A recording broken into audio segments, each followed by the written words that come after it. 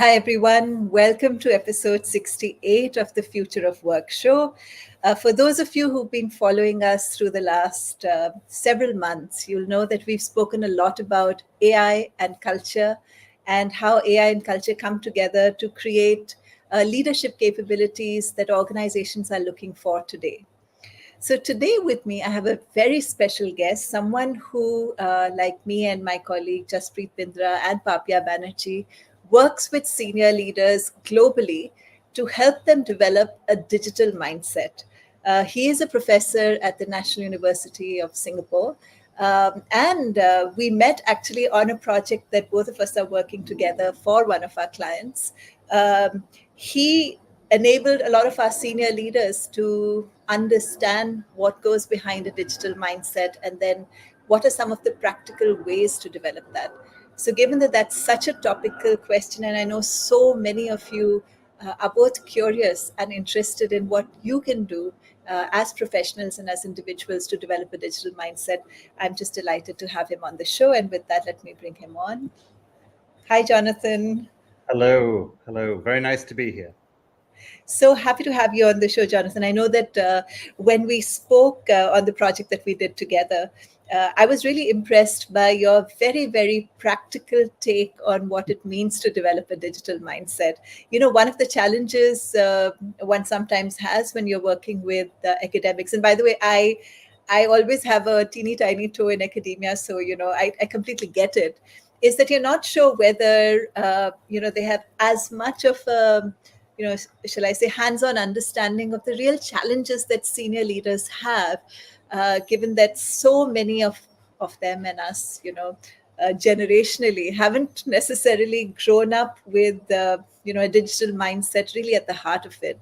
So in our early conversations, I was quite struck with just how practical your approach was and how to me it felt like, okay, this is a really good bridge between where people actually are at, or many senior leaders actually are at, and where they need to be, to lead organizations of tomorrow. So that's why I had you invited you on the show, and thank you so much for accepting.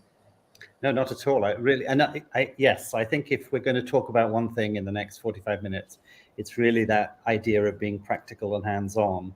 I've spent 30 years plus trying to help students and in universities, but also industry leaders and people in organizations, really tackle some of the fear that people have around digital, and that may be one of the topics we'll come on to. Yeah. So, just to get us started, Jonathan, could you help us understand what is a digital mindset in the first place? So I think it's about being fully aware of the technology changes that are around us, but also the cultural and business changes that flow from that. So it's not simply about technology. It is about the impact of technology, and it's what organizations and individuals have to do as part of understanding that. So it's being aware of change. It's a necessity that we appreciate the flow and the speed and the velocity of change. I think that's what it's about. Jonathan, can I ask you? I'm just going to play devil's advocate here because I know that this is a question that many people have. Why can't we just leave it to the CTO or the CIO? Why should other leaders from other areas need to develop a digital mindset? Because the CTO has one view of the world. And I mean, let me push a little bit further. It's quite common in organizations to outsource our digital activities, our digitization or our digitalization to an expert company.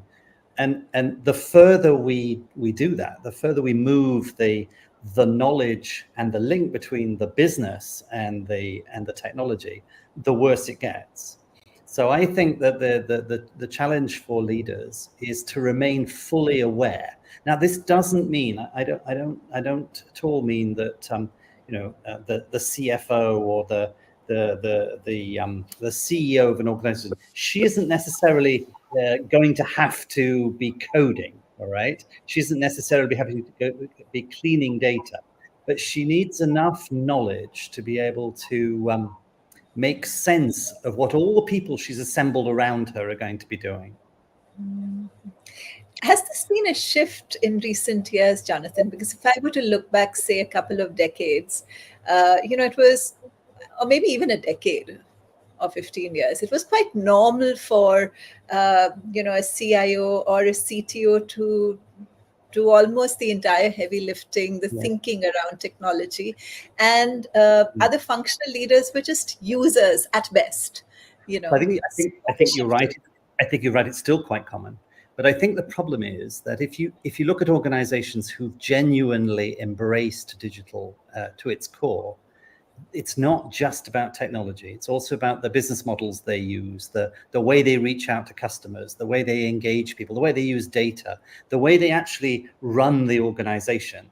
So it's not simply about whether our supply chain management system has the right digital components or the right software, but it's much more about the culture of the organization. And I think that requires that the very, very, very top people understand enough, and it's key that it's not understanding everything, it's understanding enough to be able to make sense of the conversations they're hearing.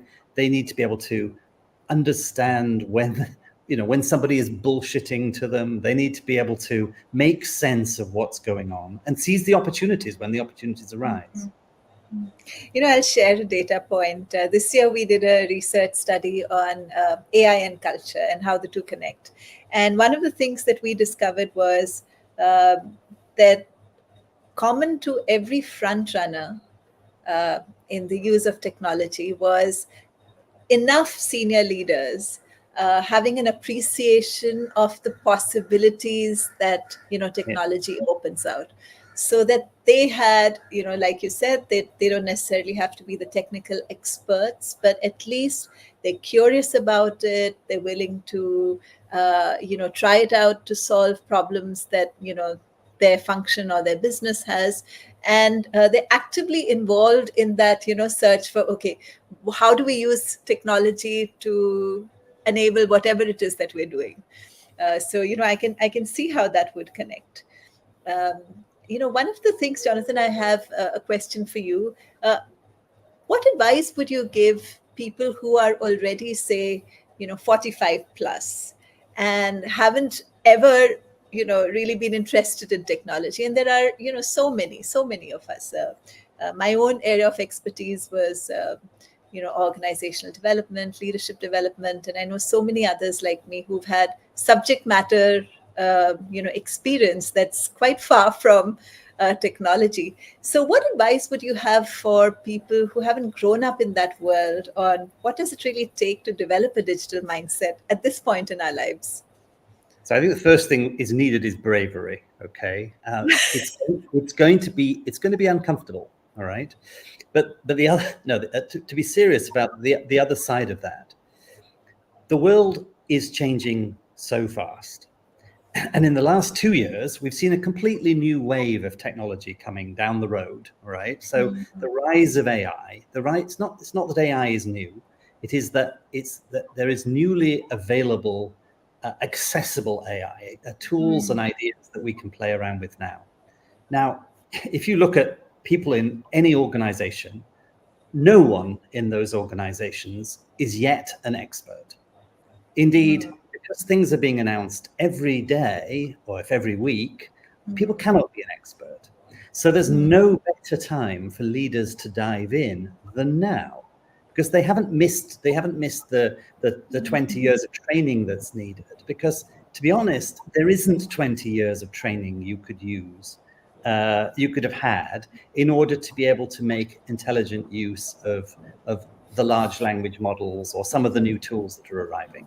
So this is a really good time to be diving in to what is happening in the technology world, and it will require bravery. It will require people to go, look, I've risen to a certain place in my organization. I've got people respect me for what I know, and I'm going to have to be a bit more vulnerable and perhaps a little bit more humble to say, hey, I don't really understand this stuff at all. And that's going to require I take some time to try and make sense of it.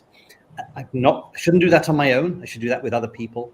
And together we can understand or partially understand what is happening in the world right now.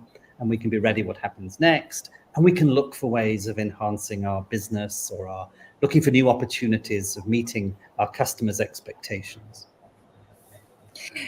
So, for someone who doesn't have the fortune of attending a class taught by you, what would you suggest as, a pathway of learning for them? By the way, I love what you said about courage, because I think that becomes increasingly true. And that is one of the challenges of having long careers, which is not perhaps spoken about enough. That you do put yourself in a very awkward place when you start out as a fresher in another field, say in the field of technology and AI, and that's an uncomfortable place when you're used to commanding a certain amount of professional respect and regard for everything else that you've done. So I love that you put that like right at the front, that you need that courage. I so agree, by the way. I so agree. So I think it's about recognizing you're going to have to make some time in order to experiment. So I don't know, maybe you say to the senior leadership team, look, why don't we spend half a day just exploring this stuff in an offsite or in a boardroom somewhere, get somebody in to come and help us make sense of it, play around with the technology. And one of the things when we were working on our client together is, we got people to write some songs, and we got people to create some short videos, and we got people to make some silly pictures or draw cartoons, partly to see how badly or how well the tools now do that. But it's also to gain the confidence that in this room, you've got 9 people, or in our case, we had more than that. But if you've got a group of people, the board or the senior leadership team, and what they're able to do is to level themselves up to a situation of saying, firstly, what is this technology capable of? And then the second question, how can we then apply it to our business in some way? And it may be that at the end of that sort of session, you're simply going to create a watch and wait, state where you say, well, okay, nothing is ready for us yet. But maybe what we should do is empower a group of people, maybe some young people inside the organization, maybe some people from the technology part, maybe some people from marketing, and say, why don't we empower them with some time to experiment on our behalf and look at some of the great things that we might be able to do next year or the year after or whatever. So I think firstly, it's about immersion. And then secondly, it's about giving other people the power to start experimenting on our behalf and being actively engaged in those experiments. So watching what's being done, going and having regular meetings with that group of people to see what they can now do and what magic they have created. I love what you said right here, because one of the first courses I did was, so as is too small an organization, Uncube is too small an organization for us to necessarily have an offsite, but we did courses on Coursera just so that we understand. And there's a brilliant course by Andrew Ng on Coursera, which is an introduction to AI. And I love that one of the points of difference that he emphasized was that, unlike other technologies, your starting point should not be strategy. Your starting point should be play. Absolutely. Yeah, I mean, I love the word play. And I think it's very sad that we don't make more opportunities for senior people to play. I mean, I think if for 30 years, that's what I've been doing. All right. I've had the delightful opportunity to be able to go in and show people the latest tools that are around, and not just show them and tell them about them, but actually get them using those tools, get them to try something out. I've got a course coming up for a big pharma company in early December. And there's a big discussion around exactly what we will do. But one of the things we will do is we'll get people to make some videos. Now, 4 years ago, making videos in 4 or 5 hours would have been really stretching it, and you were in big danger of of getting to a situation where at presentation time there are no videos. So, but that's not true anymore. Now, I think with the sort of 4 or 5 hours you've got available, every team will be able to show something of what they have created using a mixture of AI, using a mixture of the brilliant cameras on their smartphones, maybe doing a little bit of theater, as you say, play. But they're going to need to tell a story, and in fact, the story is the big thing that they'll be doing, and they'll be doing that, in order to have a context for using some of these tools and showing each other what are capable of. Yeah. That's one of the approaches I really liked about, your way of teaching a digital mindset and play. So there's bravery right at the front. That is just understanding that everyone's a beginner. And by the way, to that point, in one of our earlier episodes, I had interviewed, someone from a consulting company who heads the AI cell for, the global practice. And I'd asked him that, how do you recruit people, given that, like you said, there aren't people with 20 years of experience in large language models or AI. So how do you, what is it that you're looking for? And what he said was that he looks for people who read science fiction, right, and people who like to participate in hackathons and make things, so interesting, right? Because you can't hire people for experience. You're hiring people for an aptitude, which is so different, from an HR perspective. So, he spoke about a very different way of. I think I'm looking for people who are inquisitive. I think that's the other thing. It's a really strong sense of curiosity. So anybody who comes to me and says, I know what this stuff is about, and I've sort of made sense of it, I'm going to go, okay, so what are the 5 burning questions you have about how it works or how we might use it or whatever? And if they're able to come up with 5 good questions, then I'm interested. If they say, no, it's all sorted, I've found this tool is going to solve all my problems, I'm very suspicious, because I think we're in such a period of transformation and change that what we'll be looking at in 18 months' time, what we might be looking at in 2 months' time, if Sam Altman is to be believed, and he's a wonderfully cryptic and sort of cunning person, but in lots of ways, you've got this strong sense that change is in the air, and what we need to be doing is making sure that the people who we work with and the people we hire are ready for that next development, not just having caught up on the best way to ask Claude or ChatGPT a particular type of question, but being ready to learn new stuff continuously.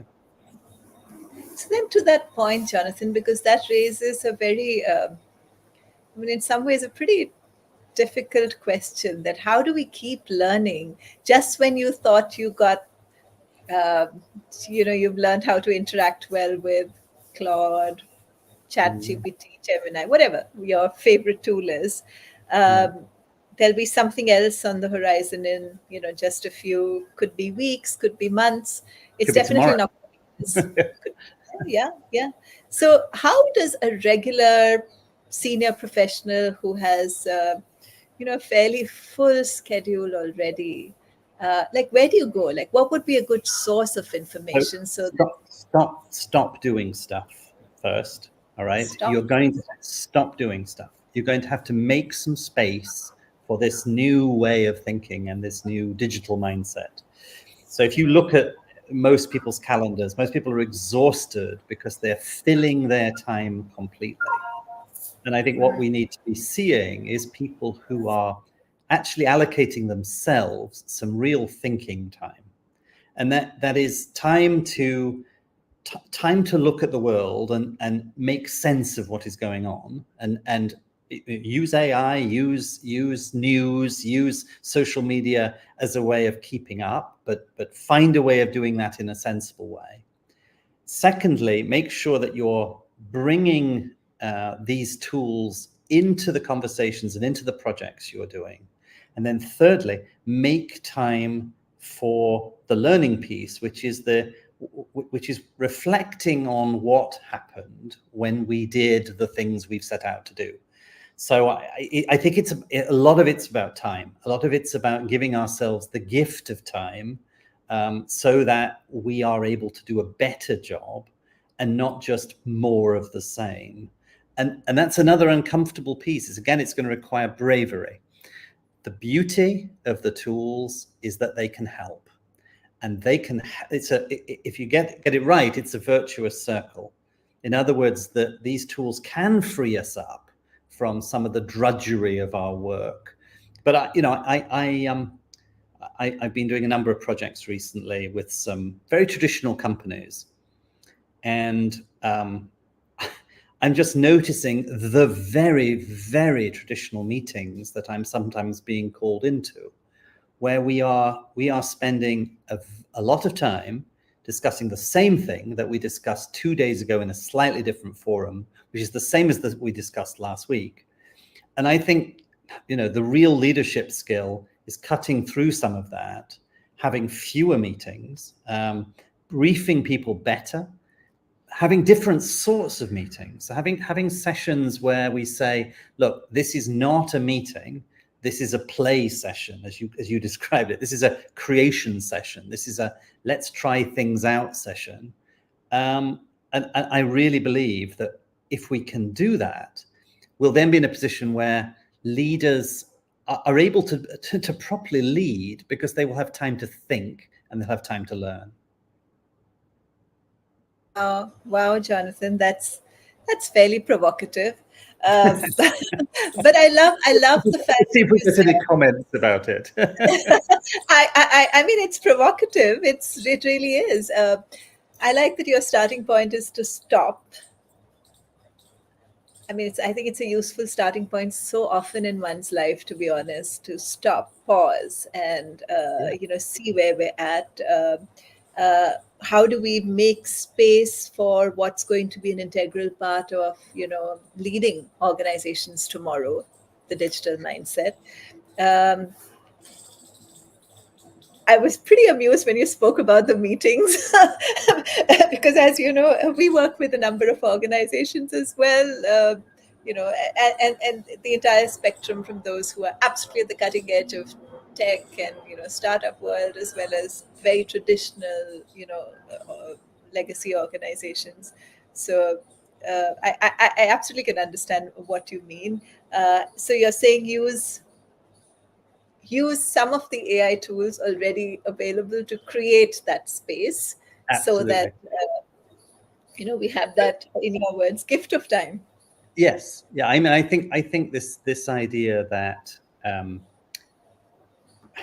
that leadership is about carrying on the traditions of the previous set of leaders. I think there's often an idea that, particularly in HR, that what we're trying to do when we are training the next generation is to make them like the leaders that we have already, already have in the organization. We look very much at mentoring as an idea of let's make sure that generation now is going to meet the same standard as generation then.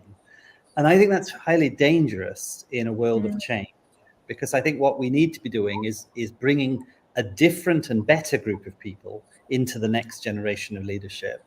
And I think teaching people rather early on about the possibilities of making time and experimentation and finding ways of improving the way we meet, the way we collaborate, the way we communicate, the way we do email, the way we use consultants. I mean, another thing we often do these days is we outsource our thinking to somebody else. And that reminds me very much of I think is a huge danger of AI, is that we think we see AI as a sort of shortcut. Oh, what should we be doing about this? Oh, let's ask ChatGPT what we should be doing. And it's a little bit like asking a consultancy what we should be doing. You're outsourcing the thinking. I think instead of that, what we need to be doing is saying, okay, I've got a gnarly problem that I'm trying to solve in my world. What I need to do is to think about how I would solve it, make some notes, maybe consult some humans about what they would do, and then use ChatGPT to say, okay, so now critique this. Find me 5 different ways of solving this particular problem. Which do you think on balance would be the best approach from the ones that we've now come up with? And then taking that back to a group of people and having those people discuss whether what we heard was appropriate, whether some factors have been missed out. So I think we have to be very careful about how we use consultants, and we have to be very careful about how we use AI, and they're very similar in lots of ways. Jonathan, actually, this speaks to a problem almost every organization, which is not a startup, is facing today, which is that, firstly, people in the CXO team, by the way, I find for the large part, they are quite aware that the world has changed, and they're quite aware of the fact that they need new skills and new mindsets. The majority, I find, are aware of it. They're challenged in how do we get there? Like what in this possible universe, which is infinite, right, of things that would be helpful for me to know. Even if I just narrow it down to technology, that itself is it's an infinite almost field. And what they're looking for is often just that support, that okay, if you had 30 minutes today, then what's a good way to spend that 30 minutes? And I'll also, what you pointed out about the difference between what you're going to be training the next level for and what people have developed their expertise in. I find a number of organizations we work with are actually grappling with this at the moment. Very much so. Very much so. Very much so. And it reflects in things that we work with, like career paths, that okay, traditionally, if you wanted to be, say, a CHRO or a, head of sales or head of operations, there was a path to it. Today, it's difficult to be taken as a serious contender for any kind of senior role unless you have very different capabilities, right? Digital mindset, some understanding of emerging business models, and how the industry landscape is changing. So much of it is around now awareness of change, not just managing existing operations, but understanding change and being able to work with change. And there hasn't been in most organizations a pathway to develop how do you become good at change? How do you become good at understanding change and leading change internally? It's a real challenge. It is a huge challenge. And I think it starts with the idea that change is uncomfortable. All right. And it's not just uncomfortable for the individuals, but in an organization, most people in the organization will resist change as much as they possibly can. So you're actually fighting your colleagues who don't want to change. All right. Now, some of them will, but many of them won't. And if you then go out beyond the senior leadership team, there'll be even more people who will say, well, that's not the way we do it around here. We keep going the way we've always done it. And so there are lots of pressures to normalize change. And I think it does require, you mentioned technology. I don't think technology is where I would start. I think you start with culture. I think you start by arguing that what we need to do is to lighten up a bit. We need to see that the I do. Often, and that's why I love the way you use the word play. Because, if you said, what we should do is a manifesto for play in organizations. I went to a bank recently. I worked with a bank recently, and the HR team there are doing exactly that. They are trying to say we need to inject play into our culture, into our ethos, because it's the best way of describing the sort of behavior that we need from everybody in the organization. It's a little bit playful. It's a little bit, it might even be a little bit naughty, it might be a little bit forbidden in some way.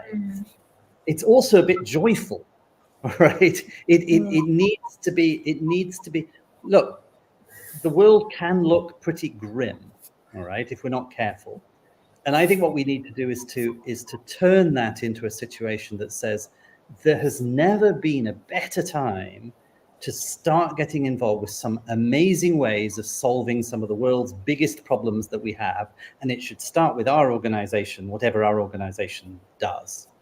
I mean, one thing I'm really enjoying is that in parallel to the discussions around AI, we're seeing many more conversations around sustainability, around the climate crisis, around about gender equality and inclusion. And so there's a way in which you can package all of this up together and say, the world is changing. It is painful. It is going to take time. It does require us to have a different view of the world. And that view of the world is one in which I, as a leader, or you as a leader, or the leaders we're working with, they feel empowered to experiment, to try things out, to imagine, to make sense of what they see, and then think, I wonder what that means for us. How does that change our organization? The biggest opportunities, I think, often come from thinking about their customers and think, what can the customers do? All right, what can we do for the customers differently? How can we change the relationship? We'll get stuff wrong as well. I think that's another part of the digital mindset, is that experimentation is okay, and sometimes we'll get things wrong, and we'll still be able to learn, and then we'll move forward and do something else. But it's a whole mesh of different attitudes and behaviors that I think is summed up by culture. Well, that's music to my ears, Jonathan, because that's what we speak. We got on when we first met, so yes. I agree. I think this is a huge cultural shift. It's a huge cultural shift. Let me just say hello to Sudipto, Rajesh. Hi, thank you for joining us. Thanks, Sudipto. Let us know if you have questions. Thank you, Rajesh. Let us know if you have any questions from Jonathan. I like the fact that you also framed it as, obviously technology is a major leader of change, and probably the one that grabs the most immediate attention because of how transformational or how disruptive, either way, its power is in the immediate. But there is the conversation on sustainability, on inclusion, geopolitics, demographics. So many things are happening, shifting cultural expectations, which is very, very real, of employees, of our clients, customers. There's so much that's happening, and that is the broader framing of, this is where we're at. We're at a place in our world where we haven't been before. And these are shifts that are very real. They're also very, very, they're not small ones. They're not going away. They're shifting the way we work in very fundamental ways. So then how do we use technology as an enabler for some of them? So you asked for very practical things, all right? And I think let's give people some very, very practical things to do. I think they need to spend 10 to 15 hours, all right, in the next 2 or 3 weeks, using these tools in all sorts of weird and wonderful different ways. Okay, so I don't really mind if let's choose the AI tools, because they're perhaps the ones that people are most interested in right now. But if you take something like ChatGPT, sign up, all right, or Claude, sign up, pay your $20 because you're then getting the latest and the most powerful models that are there. And then try and think about how you bring that to every single task that you're doing. whether that's planning the family shopping, whether it is thinking about summarizing what happened in a meeting, whether it's thinking about creating your slides for a presentation, whether it is trying to look at what's happening in the competitor landscape, whether it is thinking about your customers. Be noisy and ask this thing you've paid for questions, and then ask the questions again, and make sure you're having proper lengthy conversations and use that 15 hours. If at the end of that 15 hours you've not generated yourself more than $20 worth of value, I will allow you to cancel your subscription. But my suspicion is the opposite will be true. All right. Now, you can do this with other people, but I think if you're a leader, and you can do it on the bus, you can do it on the train, you can download these things on your phone. All right. Ask the tools to give you insights, linking two ideas that you've never thought of as being linked before. Ask it to write write your latest report in a particular style that you think you would like it to be in. Be careful. Don't upload all the company's private data, because that's not a good idea. All right. But even that's part of a digital mindset, thinking about how you respect the data of customers, how you respect commercially sensitive data. That's all part of what we're trying to practice. And I think that's what you should be doing. You need to do that, next week, all right, or over the weekend. I love how practical that is, Jonathan. So I'm going to just repeat that, because I think I want to make sure that nobody misses that. What you're saying is that over the next 2 weeks, here's a great way to get started. Spend 15 hours on your platform of choice, a paid subscription, so that you have an understanding of what's possible today, and then you think of how to use it in every task that you do in that day, and use it for the next 2 weeks, and that will be a great way to explore and understand what's possible today and how to think in terms of technology, key to a digital mindset. And do it competitively with your family, or with one person in your office, and perhaps not somebody at your own level, but perhaps somebody lower down the organization who may have a very different view, and do it together and a little bit competitively. Make it a playful exercise, but with a very, very serious underlying agenda, which is to really put this thing through its paces. And to understand what is possible. I love that. I love that. I'm going to read out some of the comments. Hi, Anirban. Thank you so much for joining. Anirban says, in my experience as an HR, there are companies we've worked for, very established, however, not mature technologically. For example, banking. How does one then grow? Also, when there is a new tool, training is restricted only for that particular tool, not in general, to elevate the level of tech skills within employees. And that makes one more fearful of technology. So good question, Anil. But I understand what you're saying. The fact that sometimes training which is given by organizations is fairly narrow, and it's narrow to one set of skills. Jonathan, in your experience, this is an observation. Does that sort of ring true? It's absolutely, and I think that I think the training departments of many organizations have a lot to be responsible for. I think they're often seeing training as ticking a box that says, look, everybody has understood our health and safety policy, or everybody, and that's bound to be the case.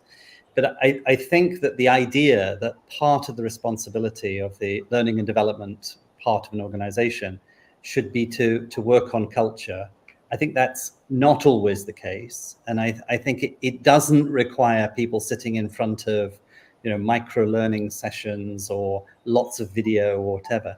It's about hands-on. And as I said earlier on, What we absolutely have to make space for is planning that activity, doing that activity, and then reflecting on that activity. And that reflection piece has been absolutely part of my life for the last 30 years. It's about making notes. It's on your way home on the bus, on the train. Use your notepad on your phone and make notes. What did I do today? Or what do I feel about what I did today? What was my biggest insight from the day, and what will I do differently as a result of that big insight? So you're not just enumerating what you did, you're actually thinking about banking some value from what you did. Every day should be about creating value that can then be captured. And if you don't do that last piece of capturing the value, you're throwing value away. And business people don't generally like doing that.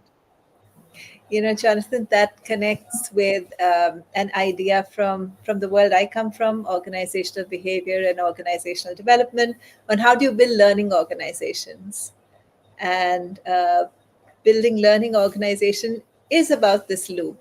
In fact, technically, there's a single loop, double loop, but it's about this loop. It's how well do you work with the loop of reflection. And, that's when your action sort of, the logical place is, okay, what did I learn from this?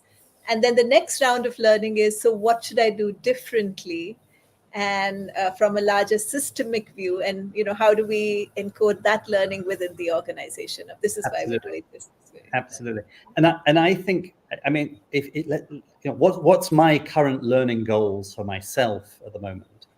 I think it's about reevaluating what it means to be a human problem solver, particularly in the sort of business transformation area.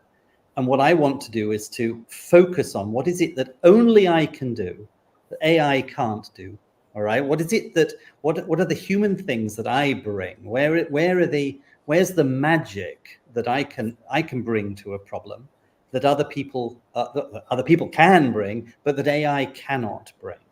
Now, AI may be able to magnify or amplify or to add value to whatever I can do, but it's finding that boundary. That's what I'm engaged with at the moment. It's looking at how do I outsource my boring work? How do I make more time for myself? But then how do I stay exceptionally human in the way that I'm dealing with people, with teams, with projects, with clients, and with students, with all the other things that I do? It's getting that recalibrating that balance in the light of these amazing new tools that now exist. On that note, Jonathan, I read one of your recent articles where at the bottom you said you did not use AI to write this article. And I was like, okay, that's interesting, because I think we're going to see more and more of that this was written by a human. Yeah, I think so. And it's interesting. I mean, yes, I've sort of told myself that is something I need to do. I'm just finishing off a book at the moment, and it's with my editor at the moment. And not using AI is a really big, important part of it. Partly because I started writing it a long time ago, and it didn't have a lot of AI in it at the time. Now it just needs to be out there. But yes, we need to be clear when we're not using AI, and look at the highly human bits that are best left for people to do. So interesting. So I'm just going to take a few more comments. Hi, Manas. Thank you for joining us. Sudipto, your comment, I'm just going to read it out. Very interesting point from Jonathan about AI interfacing with ESG and the DEI agenda. Do you come across such a case amongst corporates yet? Yeah. I think so. Yes. I have a friend in Bali who used to work in the banking sector, and great guy, and he is now transitioning to a situation in which he is going to work almost exclusively on ESG. And we met up this week, and it's finding those synergies between ESG and the digital mindset and the digital ways of thinking. That's what we're going to work on there. But yes, I think there are that agenda is going to be so important. That gives us the things we need to solve, Okay, now we've got these fantastic new tools which we can use to help us solve them. So let's put those together with brilliant people and have some fun in doing it. Yeah. And my experience is similar. So, if it helps, I think for senior leadership teams today, these are all the pieces of the puzzle that has to come together in their business. So, we've really made a shift from what was the case even say 5 years ago when, uh, you only had your functional problem to solve without necessarily integrating ESG, DEI, technology, and a few other shifts. Today, that's just not possible. If you want to be at the cutting edge, you have to integrate all of these. So it's a different way of thinking, and So which leads me. let me Sorry, throw one more in, one more of those ways of thinking. I think it's the mental health crisis as well. I think Yes. mental health is another thing that's now on the agenda of every organization, and I think it should be. And I think the AI gives us an opportunity to start rethinking some of this. If we simply copy the patterns that we've seen over the last 20 years of the great greed that says actually what I need to do is just optimize everything and just drive my business by automating everything that I possibly can automate, then we're going to end up in a very sterile and very hot and very unfriendly world.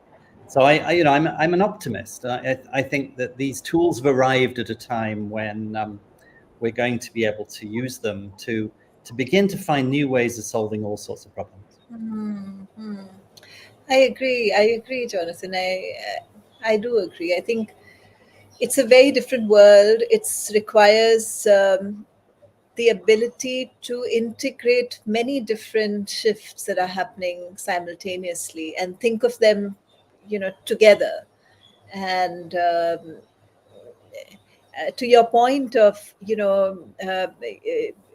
what you use technology for, I'll just share that one of our findings in our own research was that uh, front runners in AI implementation focused a lot of their energy not on driving efficiency, which of course is a absolutely logical and valid place to focus on, but they tended to focus most of their attention on how can we use technology to better serve our customer or Yep. create a new business model, or that's the interface that they actually were focused on energetically far more than what's an equally valid penny saved is a penny earned, which is Yeah. driving efficiency.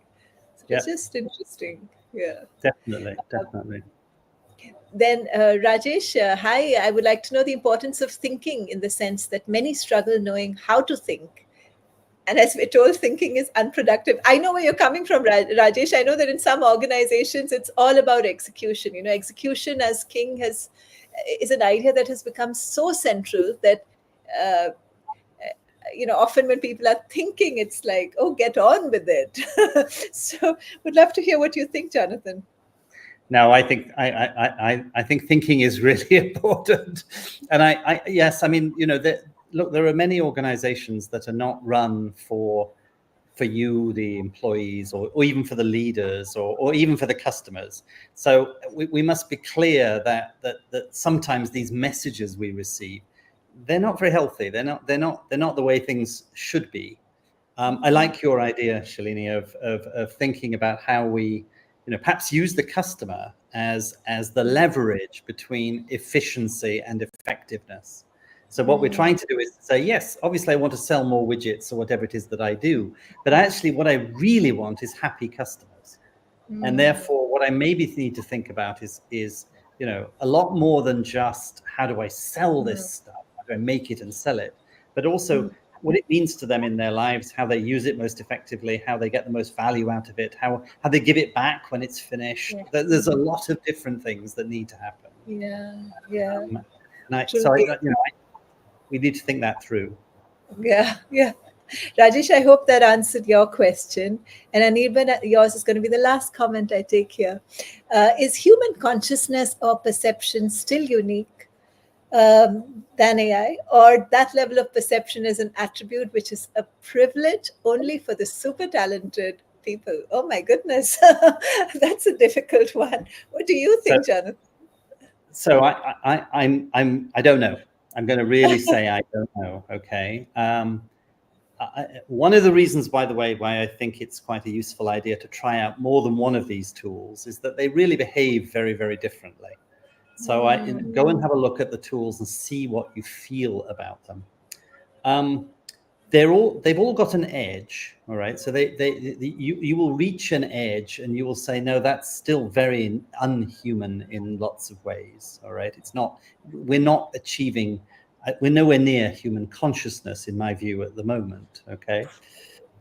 I don't think I care whether eventually they achieve that, if they are benevolent and they're really important.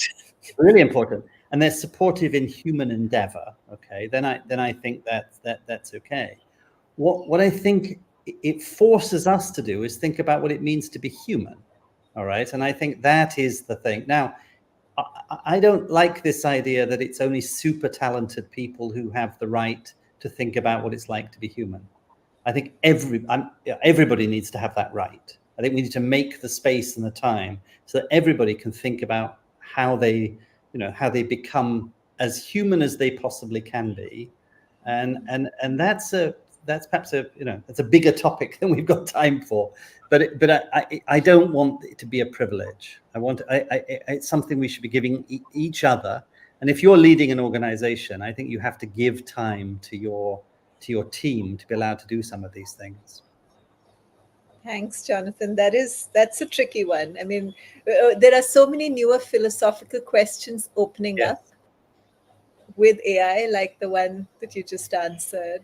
So maybe what we're doing, maybe we're democratizing philosophy. Maybe philosophy has been something that has only been available to a very small number of people, and maybe what we need to do is to help people think about some of these big issues, think about their families, think about their societies, think about their customers and the teams that they work with, and really focus on some of those human values.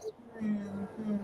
And I think that's true, Jonathan, because I think it's going to be really hard to have a non-philosophical, like you have to have a stand, because you're going to have so many decision points as a leader that go far beyond just efficiency, that you will need, whether or not you've articulated it as yet for yourself, but you are going to need a philosophical standpoint or a set of ethical guidelines, or whatever's your decision making sort of criteria. Definitely. So I'm just going to read out the last few. So Dipto says, thanks, Jonathan, for the clarity and also bringing in work-life balance issues. By the way, I totally second that. In fact, there have been some really sad cases in India over the last few months. It is, mental health is really a challenge, and organizations play a much bigger role in both creating and destroying mental health than we perhaps acknowledge. So wish Godspeed to corporates in putting AI to deal with these hot issues.